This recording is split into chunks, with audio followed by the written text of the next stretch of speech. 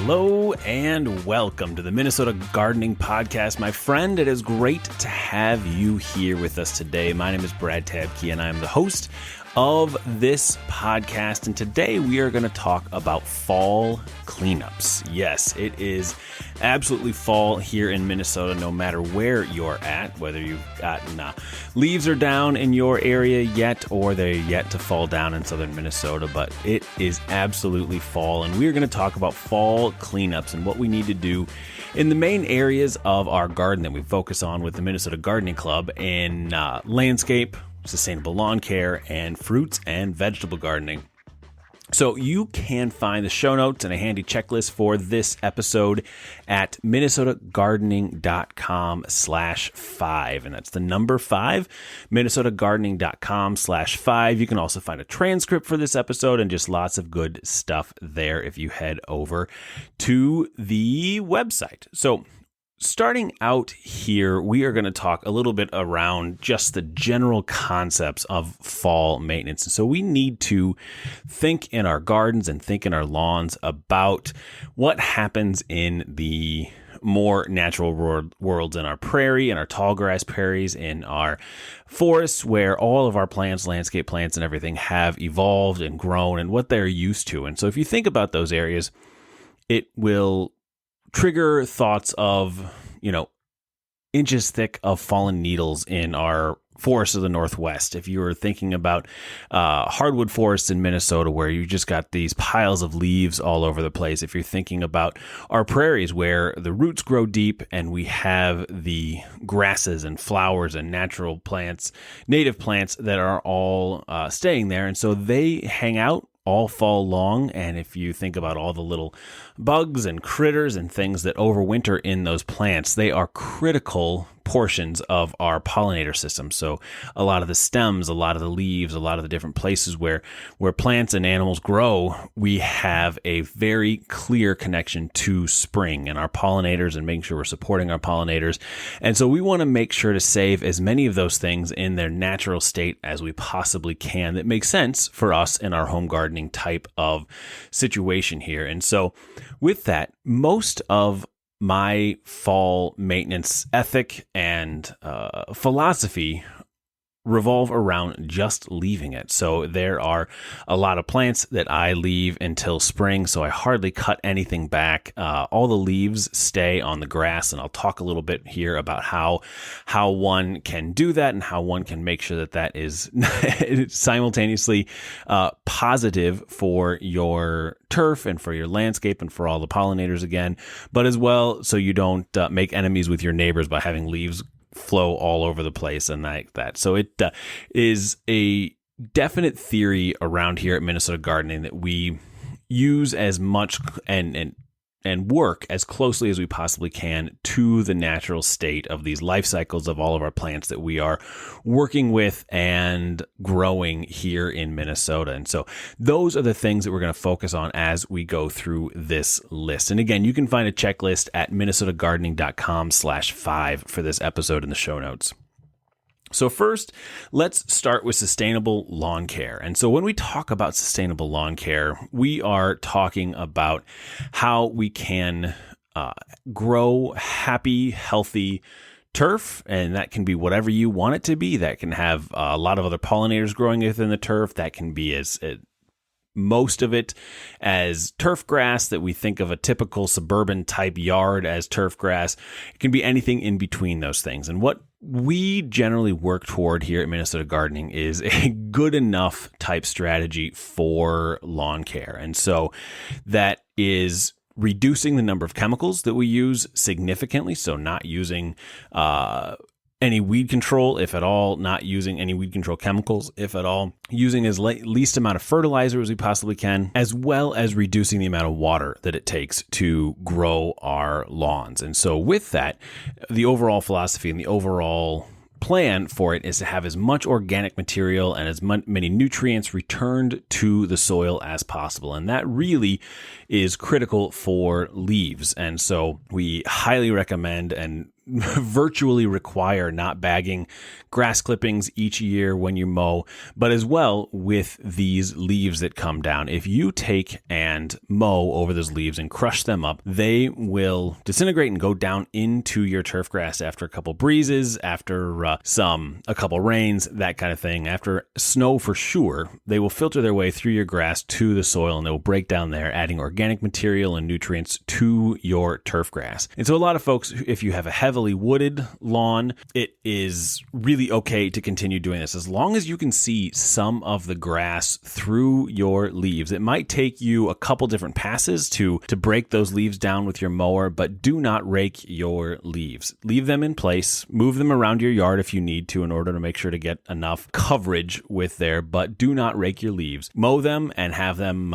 break down right where they are in your turf, and that will add nutrients, that will help with weed control, that'll do a lot of great things for your lawn. So that's the number one thing. You can also take those and take any of those broken down leaves and put them as mulch in your bed. So if you plant garlic, overwintered leaves are a really great mulch for your garlic, for bulbs, for different things like that. So there are a lot of really great ways to use your leaves. Don't pick them up and take them somewhere else. Make sure to leave them as nutrient and organic material in your turf grass. So the second thing with sustainable lawn care is weed control. So if you're the kind of person that really hates weeds in your lawn, that's okay. We're not going to judge, but we have to also understand that a lot of weeds are great for pollinators, that using herbicides and chemicals are really bad for a lot of our pollinator friends, and that you need to decide what makes sense for you. In my lawn, I use a little bit of weed control, especially in the front yard. My backyard, I don't use anything. But when you are doing that, use a spot spray. In the fall is the best time to kill weeds. So if you have something like a lot of people hate Creeping Charlie, fall is the best time to kill Creeping Charlie because it is taking, after you have a first frost or a freeze, the plant starts to take those nutrients from the leaves down into the soil and into the roots. And so if you spray during the fall and you do a spray just where you need to, so kill only the plants that you need to and use as little amount of chemical and herbicide as possible. With that, as fall is the best time to do it, and use the least amount of chemical that you need to in order to kill those plants. The other thing to do in the fall is our turf grass is not native to Minnesota. It's not something that was intended to grow here. And so it has a couple of quirks in its needs for how it grows. So in Minnesota, we pretty much have to use some nitrogen in order for our turf grass to grow. And by that, a lot of folks are saying they just don't want to use chemicals and things. Totally get it. There are completely organic fertilizers that are best is made from turkey manure that you can use for fertilizing your turf. But if you don't fertilize it, what happens is it is an erosion problem. And so a lot of that soil, a lot of that topsoil will erode from your lawn if you don't have at least a mostly healthy lawn growing on there. So I highly recommend putting some fertilizer down this time of year. You basically just need some nitrogen, and it works really well for beefing up your turf, getting it through winter and getting a strong start in the spring.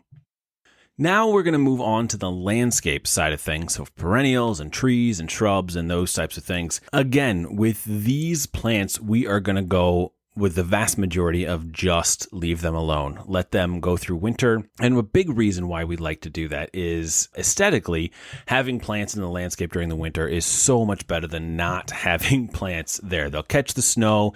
They'll at least be something to look at through our long winter months, and it'll remind you of that beautiful rudbeckia and the beautiful peonies that were growing earlier in the year, and to have those memories of what that season was. As well, it is a really important, again, overwintering mechanism for a lot of our pollinators, for a lot of bees, a lot of wasps, and different things like that. And I'm talking good wasps that we really want to have around.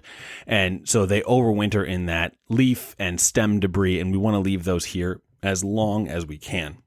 Now, that being said, there are a couple of plants that I do remove each year. I pull out my daylilies because they just get gross and gnarly over the winter. The same thing with hostas. Those big leaves, if we can leave the stems and the flower stems on there, I leave those intact. But the leaves, I pull those out so that they don't get all rotted and wet, and they're just kind of gross when you get to them in spring. So I pull those out for that reason. And then the other thing that I always pull out, the hostas and daylilies I throw in my compost, but if you have irises, it is really important to take and cut back the leaves of the irises, and you want to take and throw those away. Those you don't want to go into your personal compost at your house. You want to bag them and put them into a compost that goes to a commercial facility, because irises overwinter an iris borer, and they overwinter in the leaves, and they're really bad for your irises. They can kill them all off, and you just don't want to run the risk of having that overwinter in your yard. So you want to make sure to pull out all your irises so you get rid of all those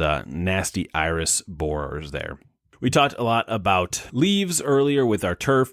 One thing you also want to make sure to do is make sure to keep the leaves out of the curb and gutter along your street if you have that kind of system in your community. So you want to make sure that those leaves aren't going into the stormwater, because that does a lot for adding phosphorus and algae blooms the next year, and it's really bad for our waterways. And so you want to make sure to keep, every time, especially before it rains, you want to keep cleaning up those leaves. So get a broom out, get a blower out, whatever works best for you, and clean those leaves out from the curb area along your house.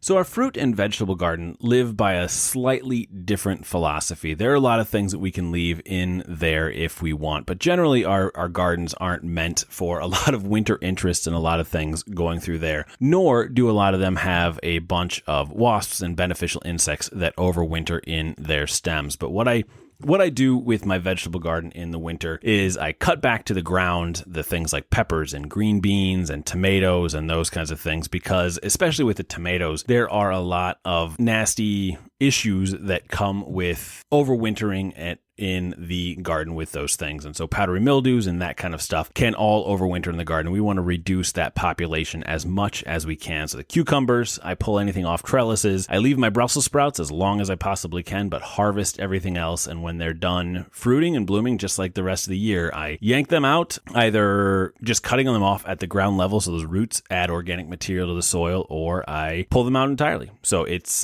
fruit and vegetable garden is a little bit different, but you want to make sure to clean up as much as you can so there's not overwintering material that could carry pathogens and fungus and bacteria and those types of things, viruses, from year to year in your vegetable garden, because those are very much more intensive activities than what you've got going on with your flower beds. So lastly, just want to talk about a couple other things. One, make sure to get your irrigation blown out. If you got an irrigation system, I'm sure you already know about that. But then as well, one thing I almost always forget is to shut off your water to your outdoor spigots and unhook your hoses and leave that outdoor spigot open a little bit so that the freeze thaw action does not break that. I mess that up pretty much every year and remember about 25 degrees and just hope and pray that I haven't broken anything. So that is where I am at. So those are our fall cleanup activities and things that need to be happening in our gardening aspects of our life for fall. And so the general word is just to leave it there and let that organic material build up and provide nutrients and great things to our soils. And so that's where we are with fall cleanup for today. I hope you are having a wonderful fall and have gotten out to enjoy the beautiful leaves and gotten out to see what nature has to offer. And have also gotten the chance to go to minnesotagardeningclub.com. So we are open right now for our fall membership applications. And so we are accepting new members this fall until Sunday, the 24th. So at the end of the day, Sunday, the 24th, we will no longer be accepting new members into the Minnesota Gardening Club. So I hope you join between now and then. This is the last time we're going to offer it for only $10 a month. So it's $10 a month for the Minnesota Gardening Club. And it's just a wonderful group of people. Online Facebook community where we post a lot of different things, and it reduces the craziness that happens with terrible information that you get from Google or things that apply to different climates than we're in. Reduces the snark of some Facebook groups that you will be in, getting just kind of negative or people thinking they're funny and they're just not funny, replying to questions that you're having. And it's just a safe space for new and experienced gardeners to be talking about this beautiful thing that we do with gardening here in Minnesota. So it's a really great group. We have weekly emails about information that people should be doing in their gardening to help people stay on task and on top of things. We also have monthly meetings where you can ask questions, you can be part of the group, and just a lot of other really cool things that we're doing and a lot of really great things we've got coming up over this winter. And so we'll be focusing a lot on learning about Minnesota plants this winter. We'll also be focusing a lot about planning for the 2022 season. So make sure to join today as a member of the Minnesota Gardening Club, and you can find more information for that at minnesotagardeningclub.com. And I look forward to seeing you again soon. Thank you so much and have a great, great day.